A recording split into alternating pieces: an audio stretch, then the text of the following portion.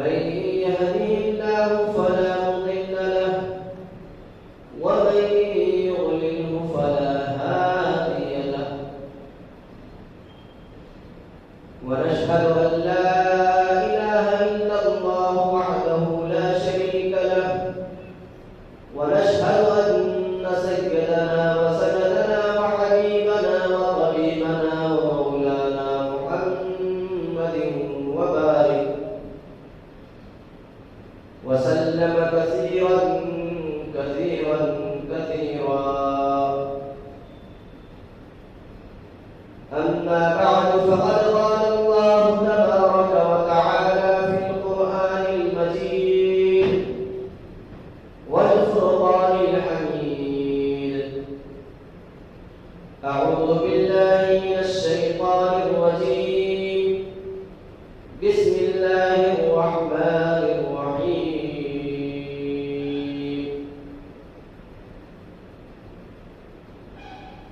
يا أيها الذين آمنوا إنما الخمر والميسر والأنصاب والأزلام رجس من عمل الشيطان فاجتنبوه لعلكم تفلحون. صدق الله العظيم وصدق رسوله النبي الكريم ونحن على ذلك لمن الشاهدين والشاكرين والحمد لله رب العالمين. محترم ومکرم حضرات سامعین، حاضرین جمعہ، ملت اسلامیہ کے غیور نوجوان ساتھیوں، بزرگوں، دوستوں، اللہ تعالی نے ہم انسانوں پر بے شمار نعمتوں کی بارش کی. اتنی نعمتیں اللہ تعالی کی ہم پر ہیں، اگر ہم ان نعمتوں کو شمار کرنا چاہیں، گننا چاہیں، تو اس کو ہم سب مل کر کے شمار نہیں کر سکتے، گن نہیں سکتے. اللہ تعالیٰ نے قرآن مجید کے ایک مقام پہ خود فرمایا: وَإِن تَعُدُّوا نِعْمَتَ اللَّهِ لَا تُحْصُوهَا، کہ اللہ تعالیٰ نے تمہارے اوپر جو انعامات کی بارش کیے ہیں اور اللہ تعالیٰ کے جو تم پر احسانات ہیں، اگر تم اس کو شمار کرنا چاہو، گننا چاہو، تو تم شمار نہیں کر سکتے، گن نہیں سکتے. اور یہ حقیقت بات ہے کہ اللہ تعالیٰ نے، ہم ظاہری طور پر بھی دیکھ رہے ہیں کہ بے شمار نعمتوں سے اللہ تعالیٰ نے ہمیں نوازا ہے. خدا ہم اپنے جسم پر نعمتوں کو اگر تلاش کریں تو ایسی بے شمار نعمتیں اللہ نے ہمیں دی. آنکھ کی شکل میں، کان کی شکل میں، زبان کی شکل میں، ہاتھ پاؤں صحیح سالم ہونے کی شکل میں، عقل کی شکل میں، زبان کی شکل میں، دماغ کی شکل میں. یہ اللہ نے بے شمار نعمتیں ہمیں دی ہیں، بڑی بڑی نعمتیں. انہیں نعمتوں میں سے آج ایک اہم ترین نعمت، جس کو ہمارا عقل اور دانائی کہتے ہیں، ان نعمت کے بارے میں دل میں بات آئی کہ آج آپ حضرات کے سامنے اللہ کی نعمتوں میں سے ایک بڑی نعمت عقل، سمجھ بوجھ، سوچنے سمجھنے کی صلاحیت، اچھی اور بری چیز کو پرکھنے کا جو ملکہ اللہ نے دیا ہے، اس کے بارے میں بات کریں. تو انہی نعمتوں میں سے ایک نعمت عقل کی نعمت ہے، جس کے ذریعے سے سمجھتے ہیں، فکر کرتے ہیں، تدبر کرتے ہیں، اچھی بری چیز میں تمیز کرتے ہیں. تو اللہ نے عقل کی دولت اور عقل کی نعمت جو ہمیں دی ہے، بہت بڑی دولت ہے۔ اس نعمت کی قدر، اس کی اہمیت، اس کا کیا مقام ہے، یہ کسی دیوانے سے جا کر کے پوچھے، یا پھر جس کو ہم بولتے ہیں اپنی زبان میں پاگل بولتے ہیں، جس کی عقل اللہ نے چھین لی، ان سے جا کر کے پوچھے کہ اللہ نے انہیں کس حال میں رکھا ہے۔ انہیں دیکھنے کے بعد پتہ چلتا ہے کہ اللہ تعالیٰ نے ہمیں جو عقل کی دولت دی ہے، سمجھنے کی صلاحیت دی ہے، سوجھ بوجھ دی ہے، یہ اللہ کی طرف سے بہت بڑی نعمت ہے۔ لیکن افسوس اس بات پر ہے، رونا اس بات پر ہے کہ آج اللہ کی اتنی عظیم ترین نعمت، اتنی بڑی نعمت جو اللہ نے ہمیں دی، اس نعمت کو آج امت کا بہت بڑا طبقہ اس نعمت کو ضائع کرنے کے پیچھے پڑا ہوا۔ میں نے جو آیت تلاوت کی ہے اس میں اللہ تعالیٰ ایک ایسی گندگی، ایک ایسی نجس، ایک ایسی ناپاک چیز جس کے استعمال کرنے سے، جسے یوز کرنے سے عقل ضائع ہو جاتی ہے، عقل ختم ہو جاتی ہے، تمیز بڑوں کی، ماں باپ کی، بہن کی، ماں کی، بیوی کی، بیٹے کی، تمام چیزوں کی جو سمجھ بوجھ ہوتی ہے اس نجس کے استعمال کرنے سے ختم ہو جاتی ہے۔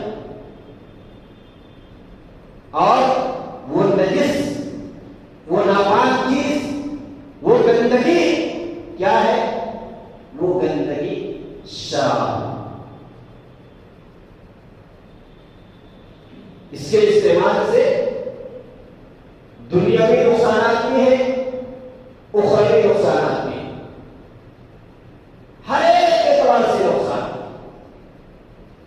جناب محمد رسول اللہ صلی اللہ علیہ وسلم کے زمانے میں کچھ دور میں شراب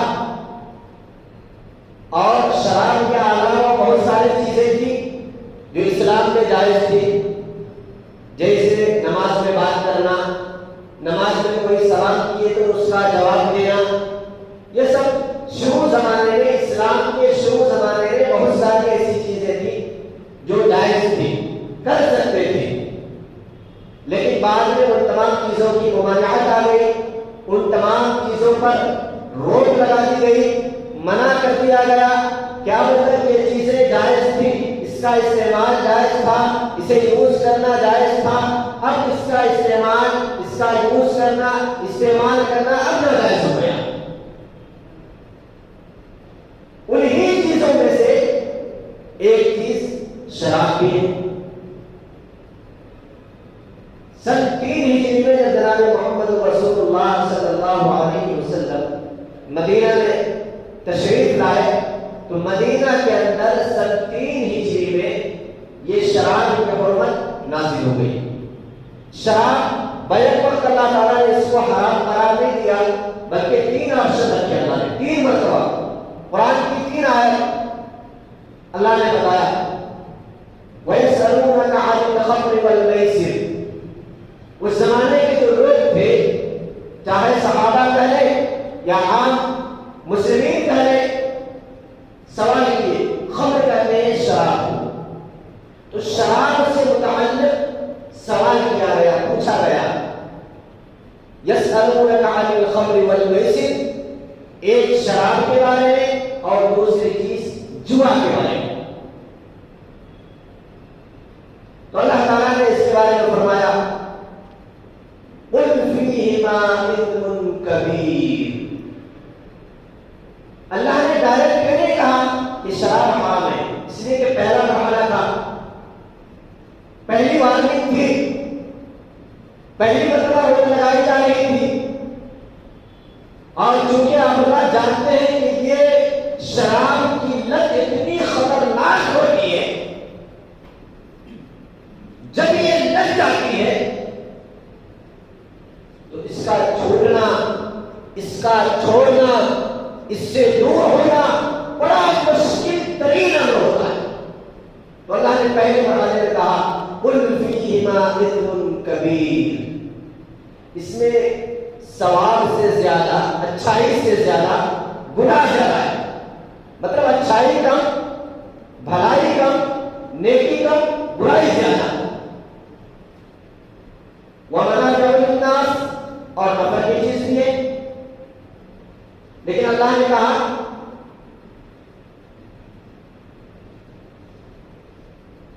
کہ اسم کبیر، یہ بڑے گناہوں میں اس کا شمار کیا گیا ہے، اور اس میں نفع کا نقصان زیادہ۔ پہلی آیت میں کہا، تو جب اللہ تعالیٰ نے پہلی آیت میں لوگوں سے مخاطب کر کے کہا شراب کے بارے میں، جوا کے بارے میں، پہلے مرحلے میں کہا کہ اس میں گناہ زیادہ ثواب کم، تو 20% لوگ، کچھ لوگ تھے جو سمجھ گئے کہ اس میں گناہ زیادہ ہے، ثواب کم ہے، اس کا نہیں کرنا، چھوڑ دینا، اس سے بات کرنا ہے، اس سے الگ ہو جانا ہے۔ لیکن کچھ لوگ یہ تھے، سوچنے میں مجبور تھے، یہ کہہ رہے تھے کہ ابھی مکمل طریقے سے حرام تو نہیں ہوئی، عادت لگی ہوئی ہے، جلدی چھوٹے گی کہاں، تو کچھ لوگ یوز کر لیتے تھے۔ تو اللہ نے دوسرے مرحلے میں دوسری آیت نازل کی، اور دوسری آیت میں اللہ تعالیٰ نے یہ کہا یا ایھا الذین آمنوا لا تقربوا الصلاۃ وانتم سکارى، کہ اے ایمان والو یاد رکھو جب تم نشے کی حالت میں ہو تو نشے کی حالت میں نماز کے قریب نہ ہو۔ اللہ تعالیٰ نے بتانا چاہ رہے تھے کہ دن میں 5 وقت نماز ہے۔ دوسرے مرحلے میں اللہ نے یہ وارننگ دی کہ نماز دن میں 5 مرتبہ ہے، اور آگے اللہ کی طرف سے کہ نماز کی حالت، شراب کی حالت میں، نشے کی حالت میں نماز کے قریب مت ہونا، منع کر دیا اللہ نے۔ تو اس میں کچھ صحابہ ایسے تھے، کچھ لوگ ایسے تھے کہ دن میں 5 مرتبہ نماز پڑھتا ہے، نماز کے علاوہ تلاوت بھی ہے، نوافل بھی ہے، تہجد بھی ہے، دوسرے جو ہے نمازیں ہیں، اور اللہ نے نماز کی حالت میں شراب پینے سے منع کر دیا ہے۔ تو اب ظاہر سی بات ہے اللہ جو ہے یوں کہنا چاہتے ہیں کہ اب شراب کو چھوڑ دو، اس سے الگ ہو جاؤ۔ اس میں بھی کچھ لوگ چڑھائی ہو گئے، الگ ہو گئے، تعداد شراب چھوڑنے والوں کی، جوا کھیلنے والوں کی تعداد جو ہے کم ہو گئی۔ تیسرے مرحلے میں تیسری آیت نازل ہوئی جس میں اللہ تعالیٰ نے ڈنکے کی چوٹ اعلان کر دیا، انما الخمر والمیسر والانصاب والازلام رجس من عمل الشیطان، رجس کہتے ہیں گندگی کو۔ تو اللہ نے اس تیسری آیت کے اندر شراب کو سرے سے حرام کر دیا۔ شراب ہی نہیں، شراب کے علاوہ اللہ نے یہاں پہ ایک ورڈ لایا ہے، لفظ جس کو کہتے ہیں خمر، اور خمر کا میننگ اگر اردو میں کریں گے تو اس کا ترجمہ ہوتا ہے ہر وہ چیز جو عقل کو ضائع کر دے، ہر وہ چیز جس سے انسان کی عقل، اس کی سوچ ضائع ہو جائے، اس کو نشہ اور چیز کر دے۔ اور حدیث میں بھی جناب محمد رسول اللہ صلی اللہ علیہ وسلم نے ارشاد فرمایا کہ کل مسکر حرام، ہر نشہ آور چیز، ہر وہ چیز جو عقل کو ضائع کر دیتی ہے وہ حرام ہے۔ چلیے اب تک تو یہ سمجھ رہے تھے قرآن حدیث کی بات، میں نے 3 آیتیں پڑھ کر کے حضرات کے سامنے سنائی۔ شراب، جوا، سکہ، پتہ نہیں کیا کیا ہے. یہ تمام چیزیں اسلام کی روشنی میں قرآن کی 3 آیتوں سے اللہ تعالیٰ نے اس کو حرام قرار دیا، اور آقا صلی اللہ علیہ وسلم نے حدیث کے اندر بھی اس کی ممانعت بیان فرما دی کہ ہر وہ چیز جو نشہ آور ہے، جو نشہ لانے والی ہے، جس سے انسان کی عقل زائل ہو جاتی ہے، جس سے ماں بہن بیٹیوں کی تمیز زائل ہو جاتی ہے، وہ چیز حرام ہے. اسلام نے تو بالکلیہ طور پر اس کے اوپر روک لگا دی. روک لگانے کی وجہ ہم نے بتا دی. اس کی وجہ یہی ہے کہ انسان جب اس حالت میں ہوتا ہے، جب انسان نشہ کرتا ہے، تو اس کی عقل، سوچنے سمجھنے کی صلاحیت، بڑے چھوٹے کی تمیز، اپنے بیگانے کی تمیز، بات کرنے کا انداز، تمام چیزیں اس کی زائل ہو جاتی ہیں. وہ آگے سے باہر ہو جاتا ہے، وہ اپنی شعور میں نہیں رہتا، اسے پتہ نہیں ہوتا ہے کہ وہ کیا بول رہا ہے، کس کے ساتھ بات کر رہا ہے، کیا بات کرنا ہے. یہ تمام چیزیں ختم ہو جاتی ہیں.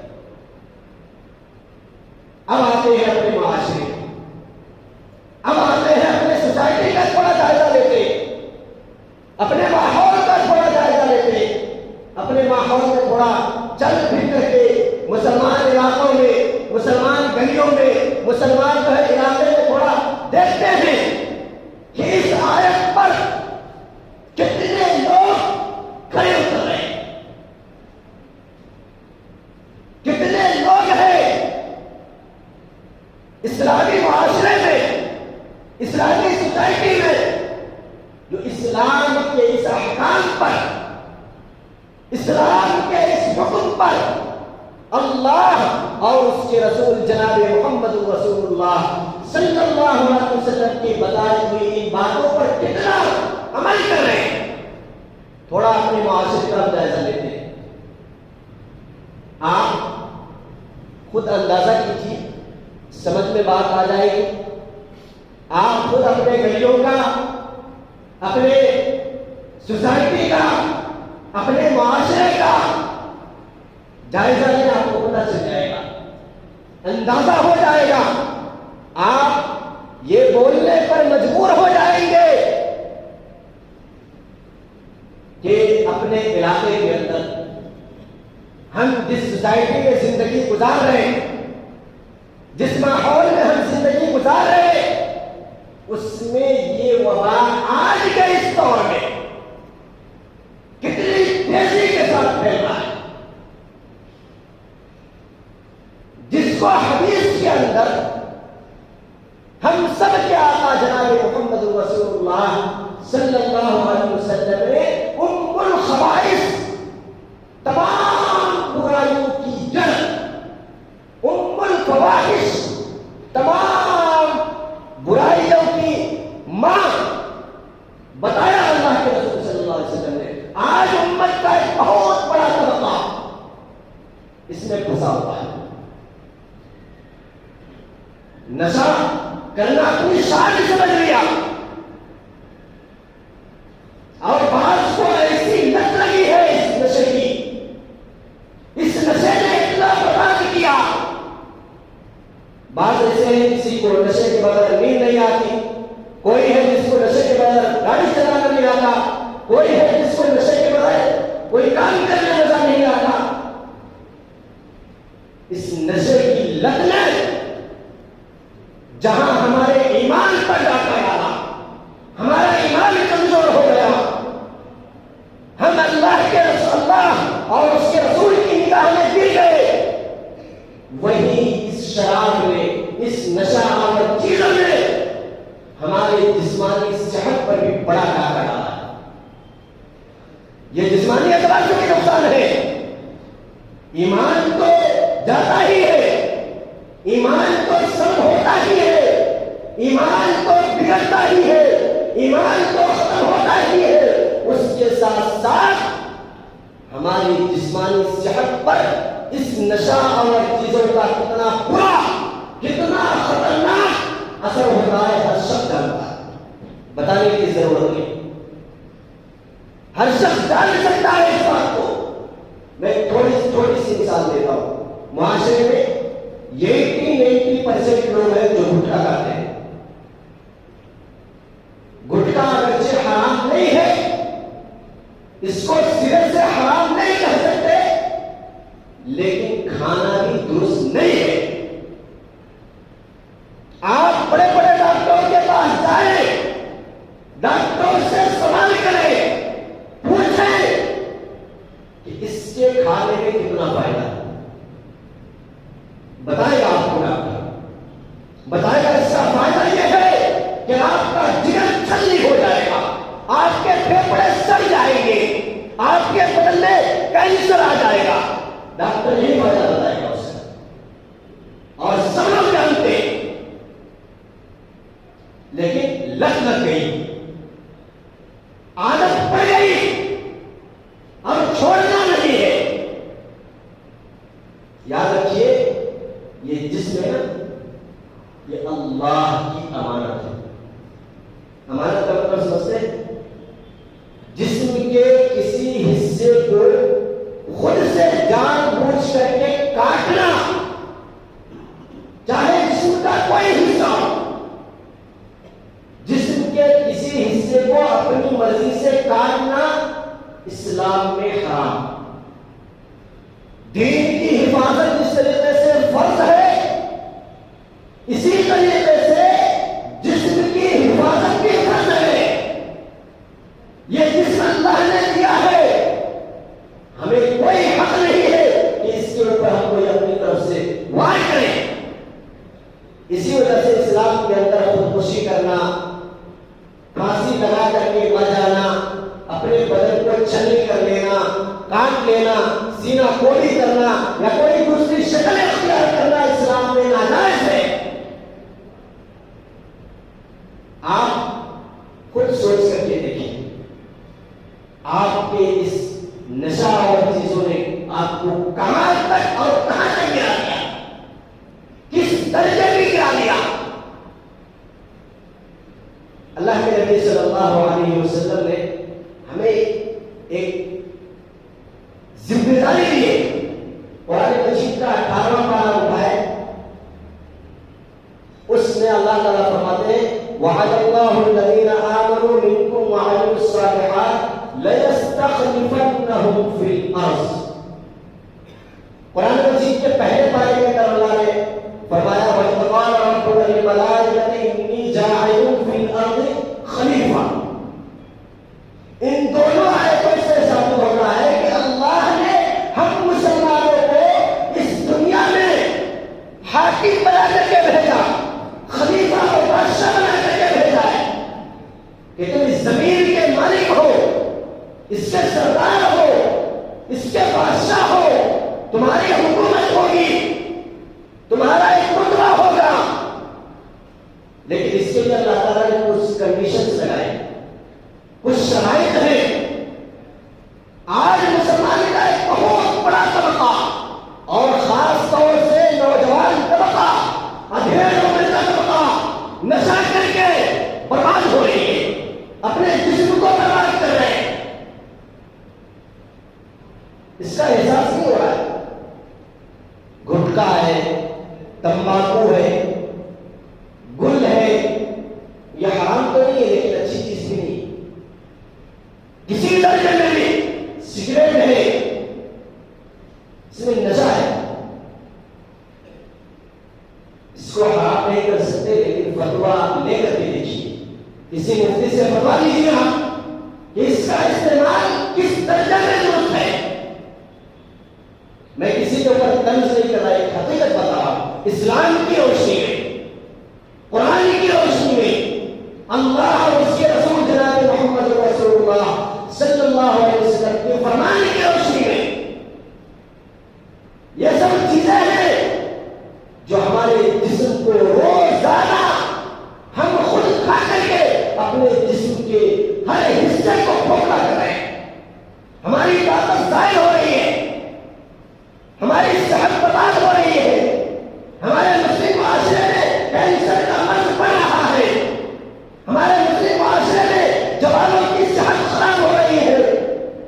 ان تمام چیزوں کی وجہ نشہ ہے.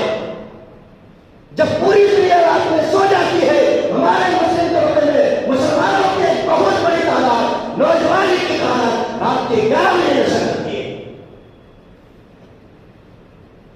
ہمیں بچنا ہے، ہمیں اپنے جسمانی اعتبار جسم کو بھی درست کرنا ہے، اللہ کے فرمان کو بھی ماننا ہے، رسول اللہ کے فرمان کو بھی ماننا ہے. اور ہمارا کیا حال ہے؟ ہم کیا کر رہے ہیں؟ نشہ اور چیز. اللہ کے رسول جناب محمد رسول اللہ صلی اللہ علیہ وسلم نے ایک حدیث کی کتاب ہے نشہ شریف، اس میں فرمایا اللہ کے رسول صلی اللہ علیہ وسلم نے کہ قیامت کے دن اس جملے کو سنیے.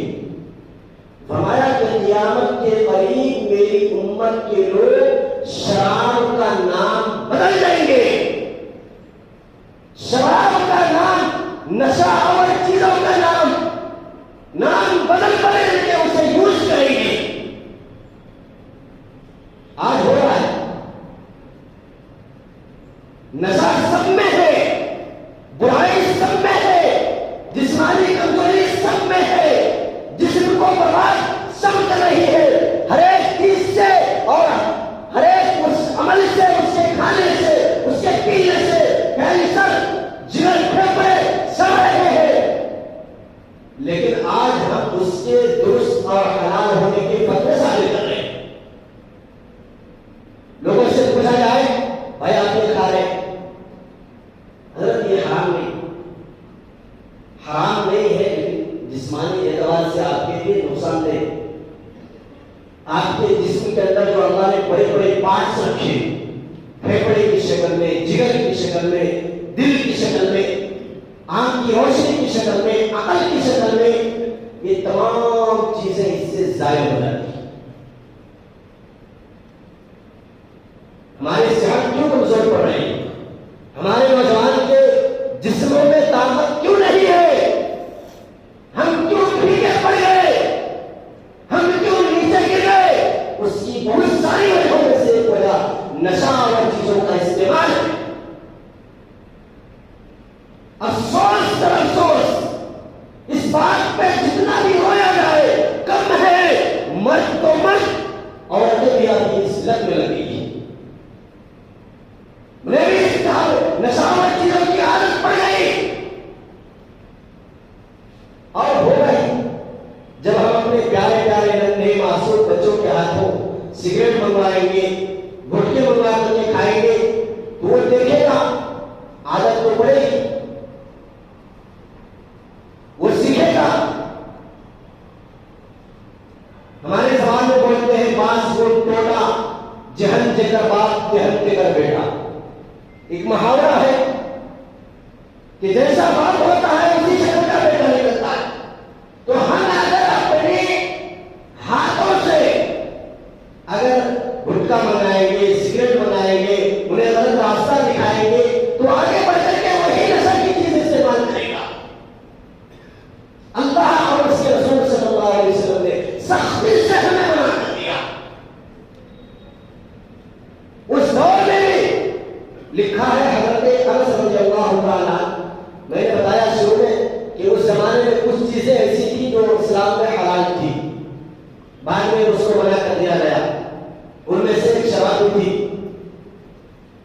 حضرت انس جو ہے یمن سے شراب کی بوتل تجارت کرتے تھے. وہ ایک بہت بڑی تعداد لے کر کے آئے تھے بیچنے کے لیے. راستے میں پتا چلا کہ شراب حرام ہو گئی. اللہ کے رسول جناب محمد رسول اللہ صلی اللہ علیہ وسلم کی خدمت میں حاضر ہوئے. کہا اللہ کے رسول تجارت کے قافلہ ہے، ایک بہت بڑی موٹی رقم خرچ کر کے میں یہ چیز سامان لایا اور آپ کو حرام ہے، اب کیا کروں؟ کوئی راستہ بتائیے. اللہ کے رسول صلی اللہ علیہ وسلم نے فرمایا بس حرام ہے تو حرام ہے، حرام ہو گئی تو ہو گئی، نہیں پینا ہے تو نہیں پینا ہے. علماء نے لکھا ہے جس وقت شراب کی حرمت نازل ہوئی تھی مدینہ کے اندر گلیوں کے نالے میں جس طریقے سے بارش کی وجہ سے پانی بہنا شروع ہو جاتا ہے، شراب کی جو ہے نالی بہنے لگی تھی. صحابہ نے اس طرح عمل کیا عمل کر کے دکھایا. جب اللہ کے رسول صلی اللہ علیہ وسلم نے اس کی قباحت، اس کی برائی کو لوگوں کے سامنے رکھا، آج ہمارے سامنے اس کی برائی حکومتی اعتبار سے کہ آپ گھٹا کھاتے ہیں، اس میں باقاعدہ نقشہ بنا ہوتا ہے کہ آپ کے پھیپھڑے سڑ جائیں گے، بنا ہوتا ہے. حکومت نے یہاں تک کیا کہ گھٹا آتا تھا، اس کے اندر جو مواد ہوتا ہے، جو نشہ لاتا ہے، وہ اس کو الگ کر دیا کہ جس کی مرضی ہو استعمال کرے. لیکن آج اس نشہ نے اور مسلمانوں کا جسمانی اعتبار سے ایک تو جسمانی نقصان، صحت خراب ہو رہی ہے، کینسر کی تعداد بڑھ رہی ہے، موت زیادہ ہو رہے، جوان نہٹھے جوان کڑیل جوان جوانی میں دنیا سے جا رہا ہے. اس کی وجہ کیا ہے؟ نشہ اور چیزوں کا استعمال. یہ ہمارے لیے ایک زہر ہے جو ہمارے جسم کو کھوکھلا کرے. ہم سمجھتے ہیں کہ یہ ہمارے لیے زہر ہے، یہ ہمارے جسم کو نقصان پہنچائے گا، ہمارے جسم کو خراب کرے گا، پھر بھی ہم اس کا استعمال کر رہے ہیں. ایک تو جسمانی اعتبار سے جسم خراب ہو رہے، اور دوسری چیز مال برباد ہو رہا. آپ دیکھیے جا کر کے اندازہ کیجیے، ہم تو کم جاتے ہیں، آپ لوگ کو زیادہ مشاہدہ ہوگا، آپ لوگ زیادہ جاتے ہیں، دیکھتے ہوں گے گھر میں بیوی بھوکے ہیں، بچے بھوکے ہیں، تڑپ رہا ہے بچہ، گھر میں کھانے کو کھانا نہیں، لیکن پینے کے واسطے وہ چلے جاتا ہے، پینے کے واسطے پیسے مہیا کر لیتا ہے. یہ ہمارے اسلامی معاشرے کا حال ہے. جتنی بیماریاں آتی ہیں یا پھر جتنی پریشانیاں آتی ہیں، اس ورڈ کو دماغ میں رکھیے، جتنی بیماریاں اور جتنی پریشانیاں، ان دونوں وجہوں کی تمام چیزوں کی وجہ نشہ اور چیزوں کا استعمال ہے. نشہ کرے گا بیوی کو مارے گا، نشہ کرے گا ماں کو مارے گا، نشہ کرے گا خاندان میں بدنام ہوگا، نشہ کرے گا سب کو ستائے گا، خود بھی برباد ہوگا، دوسروں کو بھی برباد کرے گا، خود بھی بے عزت ہوگا، خاندان قبیلے کو بھی بے عزت کرے گا. یہ ایسی خطرناک چیز ہے. اللہ کے رسول صلی اللہ علیہ وسلم نے ہمیں جو روک لگائی، اللہ نے ہمارے اوپر جو اس کی پابندی لگائی، ویسے ہی نہیں لگائی. اس میں بہت ساری خباثتیں ہیں، بہت ساری اس میں برائیاں ہیں، جس کو اگر بیان کیا جائے تو گھنٹوں لگ جائے. یہ ایسی خطرناک چیز ہے اور ہم اس کو سمجھ نہیں پا رہے. اس کو لوگ شوق کے طور پر استعمال کر رہے ہیں، ذوق کے لیے استعمال کر رہے ہیں، شان سمجھ کر کے استعمال کر رہے ہیں، حالانکہ اس کے لیے زہریلی چیز ہے. اس کے جسمانی اعتبار سے بھی اور جو ہے مالی اعتبار سے بھی اور روحانی اعتبار سے بھی، ہر اعتبار سے اس کے لیے نقصان دہ، برباد کرنے والی چیز.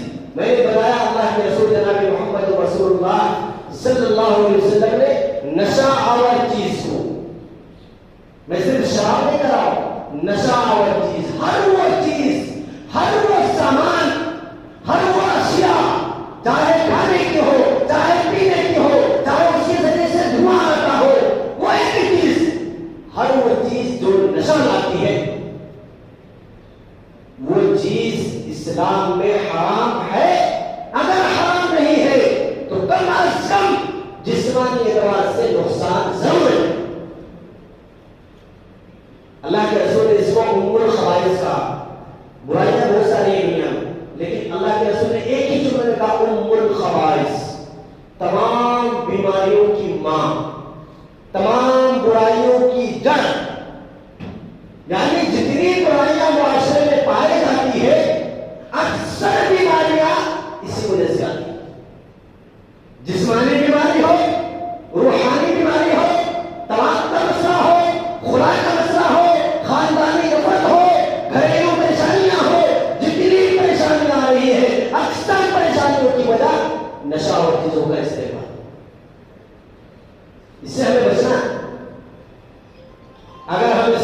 زبان میں سمجھنے کے لیے کہیں تو صحت کو خراب کرنے والی بہترین چیز، میں الٹ کر کے کہہ رہا ہوں، صحت کو خراب کرنے والی بہترین چیز نشہ، جسم کو برباد کرنے والی بہترین چیز نشہ، مال کو برباد کرنے والی بہترین چیز نشہ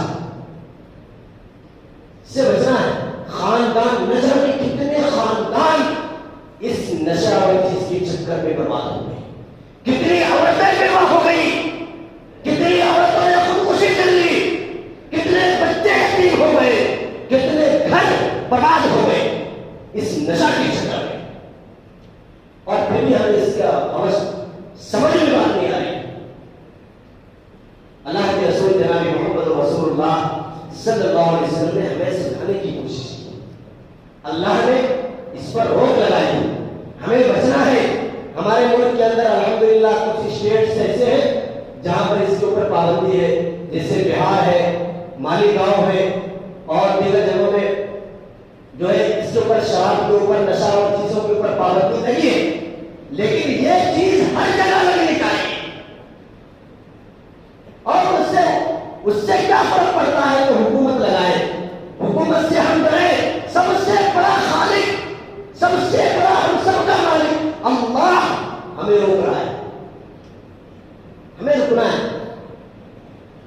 سب سے پاورفل اللہ ہے، وہی ہمیں روک رہا ہے، کنڈیشن لگا دیا کچھ بھی ہو جائے اس کا استعمال نہ کرو، اس سے تم برباد ہو جاؤ گے، یہ تمہارے لیے بربادی کا سبب آئے گا۔ اللہ کے رسول صلی اللہ علیہ وسلم کے زمانے میں ایک صحابی آیا اور کہا کہ اللہ کے رسول فلاں صاحب کو فلاں بیماری ہے، اور نبیذ بولتے ہیں جو انگور سے نچوڑ کر کے بنایا جاتا ہے، وہ بھی ایک شراب کی شکل ہے، عربی میں اس کو نبیذ بولتے ہیں۔ تو ایک صحابی آ کر کے بولے کہ فلاں صاحب کو ایک بیماری ہے، ڈاکٹروں نے کہا ہے کہ اس کا استعمال کرنے سے یہ بیماری دور ہو جائے گی۔ اللہ کے رسول صلی اللہ علیہ وسلم نے کیا فرمایا سنیے، اللہ کے رسول صلی اللہ علیہ وسلم نے فرمایا کہ یہ نشہ لانے والی چیز ہے، شراب ہے، یہ جو ہے اس میں شفا نہیں، اس میں بیماری ہے، اور بیماری سے کبھی شفا نہیں۔ اس کو ام الخبائث کیسے بتایا گیا، وہ ایک واقعہ دو لفظوں میں بیان کر کے بتا دیتا ہوں۔ اس کو تمام برائیوں کی جڑ کیسے بتایا گیا، تمام برائیوں کی، تمام خباثتوں کی اس کو ماں کیسے بتایا گیا، اللہ کے رسول نے کیسے بتایا۔ اللہ کے رسول صلی اللہ علیہ وسلم کے زمانے کا ہی واقعہ ہے، ایک آدمی کے سامنے تین چیزیں پیش کی گئی، دماغ میں بٹھا لیجیے، تین چیزیں، پہلی چیز عورت، دوسری چیز ایک بچہ، اور تیسری چیز شراب۔ یہ تین چیزیں ایک آدمی کو سامنے رکھا گیا اور کہا کہ یا تو عورت کو استعمال کر لو، یا بچے کو قتل کر دو، یا شراب پی لو۔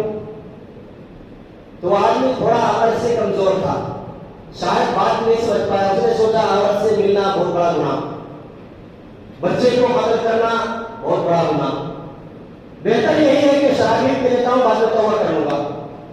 اس نے کیا کیا، شراب پی لیا۔ اب جیسے ہی شراب پیا، 5 منٹ کے بعد نشہ چڑھا، نشہ چڑھنے کے بعد اس عورت سے بھی مل لیا، بچے کو بھی قتل کر دیا۔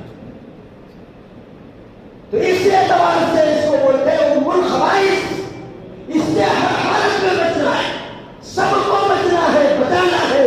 ہر ایک بھائی اپنے گھر کی خبر لے، اپنے بچوں کی خبر لے، اپنے بچوں کے بارے میں سوچ لے، کہیں میرا بچہ نشہ تو نہیں کر رہا، میرا بچہ کوئی غلط چیز تو نہیں کھا رہا ہے، میرا بچہ کوئی غلط چیز استعمال تو نہیں کر رہا۔ ہر ایک کی ذمہ داری ہے،